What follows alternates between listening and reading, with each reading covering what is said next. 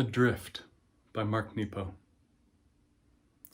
Everything is beautiful and I am so sad. This is how the heart makes a duet of wonder and grief. The light spraying through the lace of the fern is as delicate as the fibers of memory forming their web around the knot in my throat.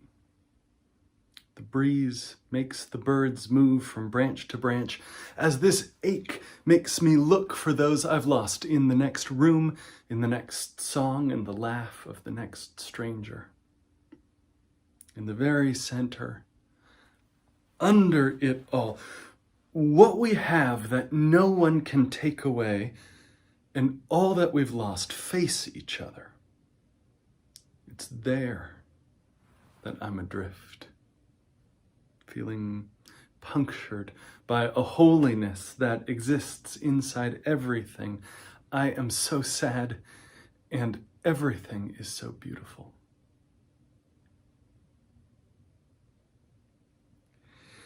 People say sometimes that Unitarian Universalism is an Easter faith with no Good Friday, a faith of boundless ultimate optimism in the goodness of all things and the hope for transformation. Easter, without the dark night of the soul, without the reality of suffering that pierces through everything. Good Friday. But that's not my preaching. That's not Terry's. That's not the stories Beth tells. That's not the music Jeff plays.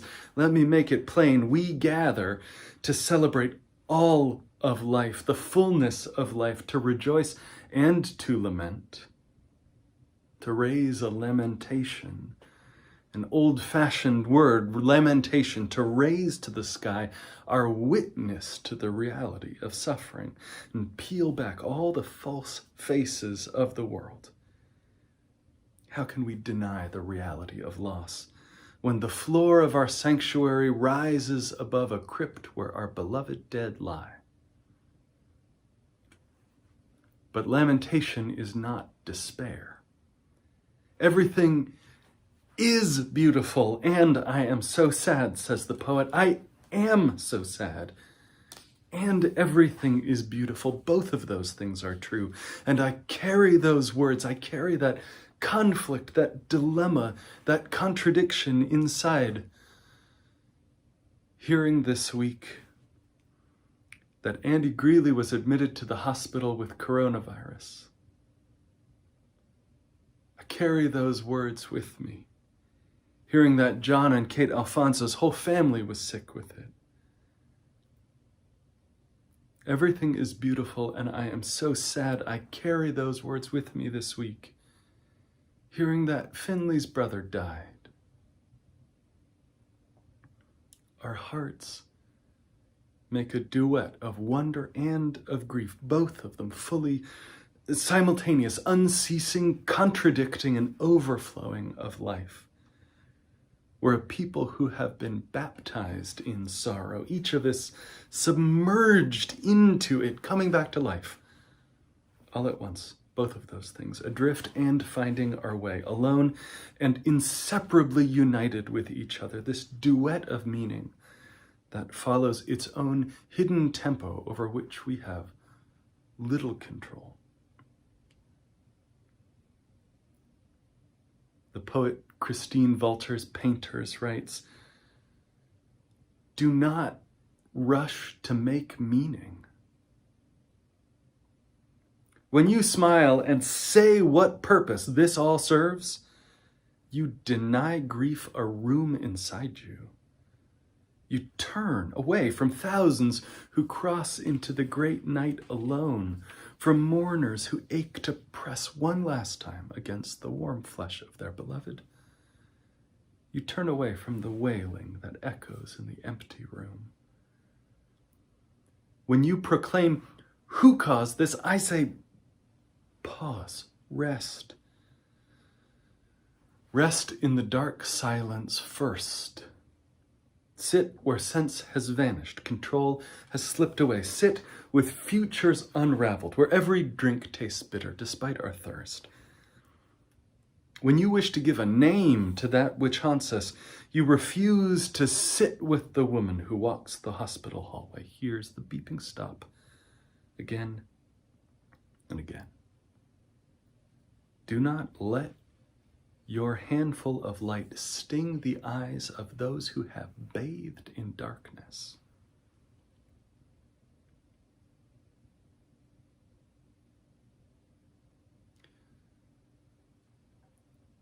The models say perhaps 250,000 people will die in this country in the year ahead. Every one of us will know someone who's died of this virus. In the days to come, every one of us will lose someone we know, we love. And when we gather again in person, when we light our chalice in the church building, there will be empty chairs.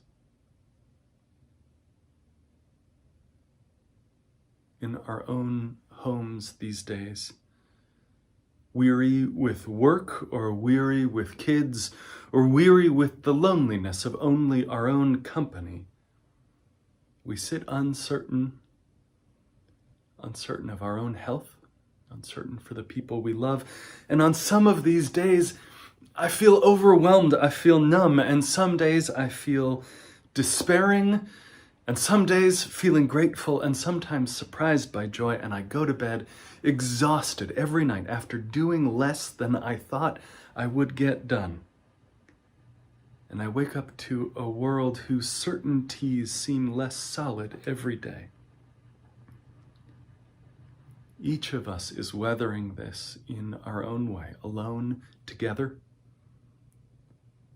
Each of us carrying these days in our own way, alone, together. At a protest years ago, I saw a sign that read simply, only, what we have in common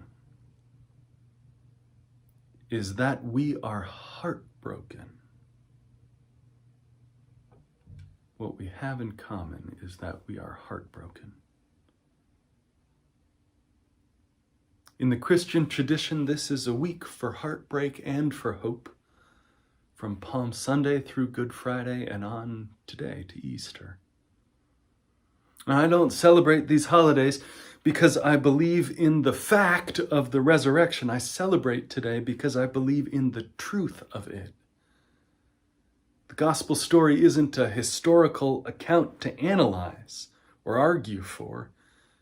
It's a story instead that tells us something inarguably real about our own lives. We don't retell this story 2,000 years later because it's about someone else. It tells us something about ourselves. This Holy Week, the Palm Sunday celebration a week ago, a motley, joyful parade, Jesus coming into one side of Jerusalem, a festival of all are welcome and all belong, while on the other side of the city, a Roman military parade marches to reinforce empire. That's a story about us, about which parade we're going to join. On Good Friday, we look squarely at the reality of suffering and despair, at the plain and ugly fact of brokenness of our world. And don't look away or gloss it over with an easy joke or a cheap optimism. That's a story about us. Will we bear witness to the reality of unanswered suffering? And Easter too is our story, finding at what seemed to be the end, a new beginning, and behind a closed door, an empty tomb, ourselves lamenting and coming back to life. In the empty tomb, we discover that the mission of Jesus was not his body. The mission, the message, lives in the work we carry forward. This is the way Unitarians have read The death of Jesus for 200 years and more, for 2,000 years, back in those early days when they were followers of Christ, before there were Christians. He's not coming back, and the work is ours to do. Jesus lived in a province of the Roman Empire where class kept people rigidly separated, where citizenship determined your human rights, where your neighbors were only the people in your neighborhoods, and where the accent and rhythm of speech broadcast to everyone around you, whether you belonged or not. It's the same world we're still living in. And one scholar writes that Jesus, in that space, sought to prepare his people for the inbreaking of the kingdom of heaven. So he set about enacting the messianic banquet among a mixed group of saints and sinners, tax collectors and patrons, women and men, faithful and doubters. His body died, but that mission, the inbreaking of the kingdom of heaven, the kingdom of radical equality, that mission lives. Jesus never once said, "Worship me," but he often said, "Follow me, heal the sick, feed the hungry, care for the outcast, the widow, the poor, build the kingdom." Right here, right now, without leaving anybody out, without leaving yourself behind either. His body died, but that mission is alive in us. When he lived, he preached and modeled how to build a community of radical love and radical inclusion, a community where there was space for wonder and for grief, a community that knew how to sit where sense has vanished and control has slipped away, a community that knew love has the last word, even if it doesn't feel like it. His body died, and his call to build a kingdom of equals is alive in us. It's an invitation to resurrection here and now within this life, just as prophets of compassion in every tradition opened a door and made an invitation for us into a new life, a new kind of living. We retell this story because it's still happening, because the door is still open, because the invitation still stands to live into a new world inside this one. What is this thing that has happened to us? Asks the writer Arundhati Roy. What is this thing that's happened to us, this pandemic, our response to it? What is this moment? Roy continues, we are longing for a return to normalcy, trying to stitch our future to our past, and refusing to acknowledge this rupture, the way this pandemic is rupture in our lives.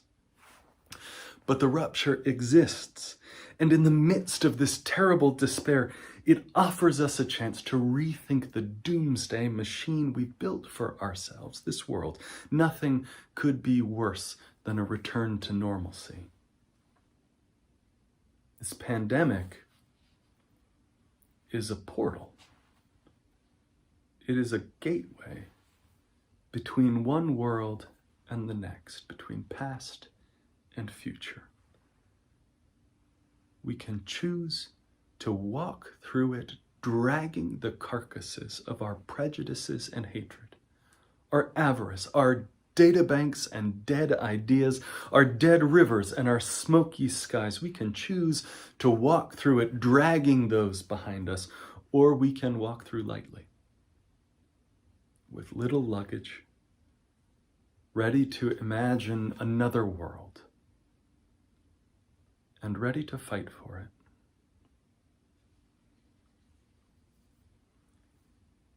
Jesus goes into Jerusalem knowing he will be betrayed and killed, and goes anyway, knowing also that the mission doesn't die with him.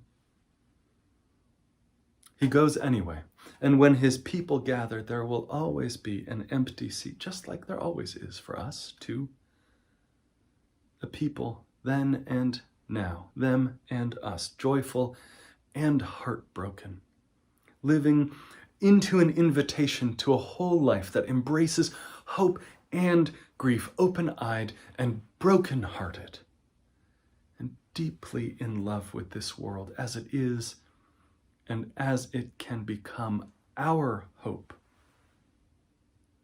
Our hope is a fierce and an ancient duet of wonder and of grief, a song strong enough to weave a life from. Our hope, our wonder, our grief, our sorrow, our joy, and our heartbrokenness is all the luggage we need to pass through this open door in front of us between the world as it was and the world as it is becoming. Amen.